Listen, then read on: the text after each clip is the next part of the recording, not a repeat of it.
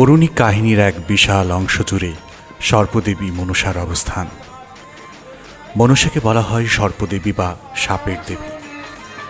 পূর্ব ভারতীয় অঞ্চলে, বিশেষ করে ঝাড়খণ্ড, বিহার, আসামে যে কোনো ধরনের বিষধর প্রাণীর হাত থেকে রক্ষা, বিষের প্রতিকার পেতে প্রজনন ও ঐশ্বর্য লাভের উদ্দেশ্যে মনসার পূজা করা হয়। মনসা ঘট স্থাপন করে এই পূজা করা হয়ে থাকে। মনসা নাগরাজ, বাসুকীর ভগিনী এবং ঋষি জড়তাকারুর স্ত্রী।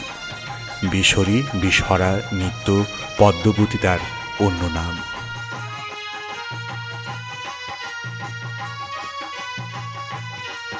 চন্দ্রধর বণিক বা বেনে বা চাঁদ সওদাগর মনসা মঙ্গল কাব্যের একটি কিংবদন্তি চরিত্র। তিনি ছিলেন প্রাচীন ভারতের চম্পক নগরের ধনী ও ক্ষমতাশীল বণিক। বিপ্রদাস পিপাইল তার মনসা মঙ্গল কাব্যে উল্লেখ করেছেন যে চন্দ্রধর বণিক বাণিজ্যতরী সপ্তম গ্রাম ও গঙ্গা, যমুনা, সরস্বতী নদীর মিলনস্থলে অবস্থিত ত্রিবেণী হয়ে সমুদ্রের পথে যাত্রা করত। চন্দ্রধর বণিকের উপাখ্যানের সঙ্গে পৌরাণিক নাগদেবী মনসা পূজা প্রচারের লৌকিক গল্পটি জড়িত করা হয়েছিল।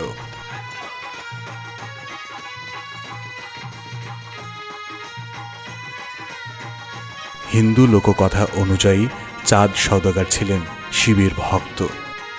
মনসা চাঁদের পূজা কামনা করলে শিব ভক্ত চাঁদ তা প্রত্যাখ্যান করেন।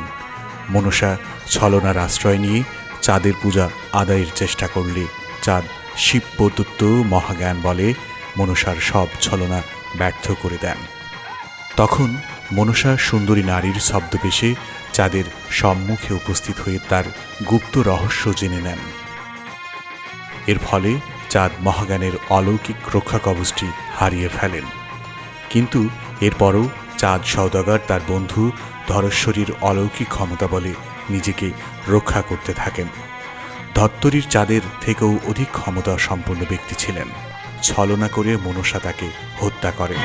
এরপর চাঁদ যথার্থ অসহায় হয়ে পড়েন।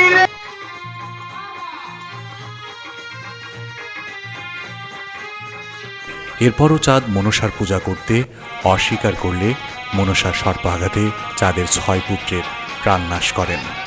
ভগ্ন হৃদয় চাঁদ এতে বাণিজ্যে যাওয়ার উৎসাহ হারিয়ে ফেলেন। কিন্তু শত দুঃখ কষ্টের মধ্যে তিনি আবারও বাণিজ্যে বের হন। সফল বাণিজ্যের পর যখন তিনি ধন সম্পদে জাহাজ পূর্ণ করে গৃহে প্রত্যাবর্তন করছিলেন, তখনই মনসা প্রচণ্ড ঝড় তুলে তার বাণিজ্যতরী শেরপুর শহরের অদূরে গজারিপাড় অন্তর্গত কালিদাস সাগরে ডুবিয়ে দেন। চাঁদের সঙ্গীরা মারা গেলেও সে যাত্রায় চাঁদ প্রাণে বেঁচে যান। দুর্গা চাঁদকে রক্ষা করতে যান কালিদাস সাগরে, কিন্তু মনসার অনুরোধক্রমে শিব তাকে বারণ করেন। এরপর চাঁদ মনসাকে ভাসিয়ে সমুদ্রের তীরে চন্দ্রকেতুর কাছে পৌঁছে দেন। চন্দ্রকেতু চাঁদকে দিয়ে মনসার পূজা করানোর চেষ্টা করেন, কিন্তু চাঁদ তাতে সম্মত হন না। তাকে ভিক্ষাবৃত্তি গ্রহণ করতে হয়। তা সত্ত্বেও তিনি শিব দুর্গার পূজা করে চলেন।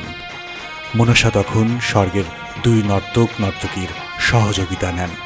তাদের একজন চাঁদ সওদাগরের পুত্ররূপে, অপরজন চাঁদের বন্ধু সয়াবেনের কন্যা রূপে জন্মগ্রহণ করেন। চম্পক নগরী ফিরে এসে চাঁদ কোনো ক্রমে নিজের জীবন পুনরায় সাজিয়ে তুলতে সক্ষম হন। তার লক্ষিন্দর নামে একটি পুত্রের জন্ম হয়। অন্যদিকে সয়াবেনের স্ত্রী একটি কন্যার জন্ম দেন। নাম রাখা হয় বেহুলা। দুজন একসঙ্গে বেড়ে ওঠেন।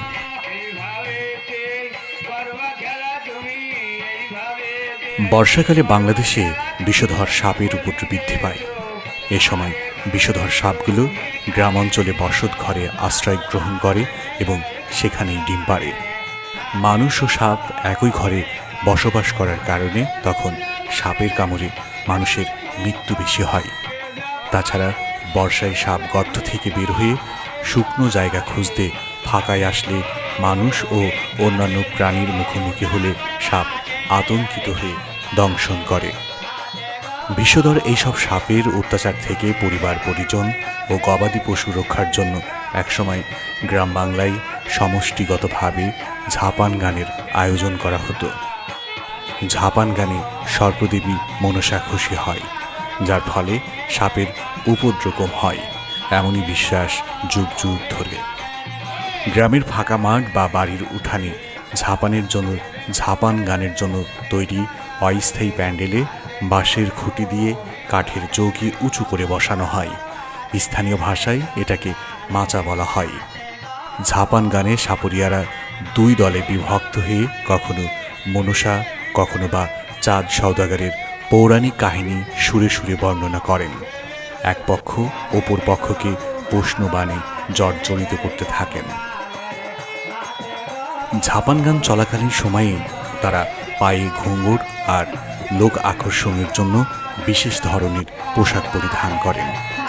এক পক্ষের পালাগান শেষ হলে সে পক্ষের সাপুরের দল মাচায় সাপ ছেড়ে দিয়ে নানান কসরত দেখাতে থাকেন।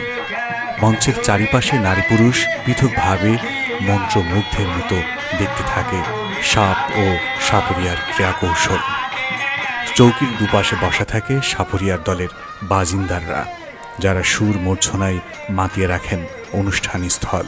যে সাপুরিয়ার দল মাচায় বেশি সময় সাপ ধরে রাখতে পারেন, দিন শেষে তারাই বিজয়ী হয়।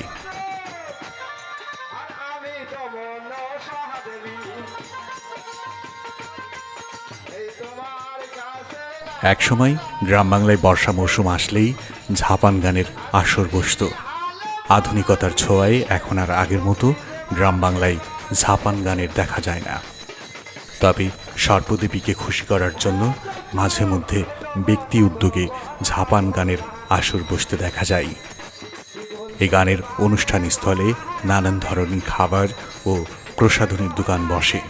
আনন্দ, বিনোদন আর পৌরাণিক বিশ্বাসের লোককথা সব মিলিয়ে ঝাপান গান আবহমান গ্রাম বাংলার সংস্কৃতির ঐতিহ্যের অংশ।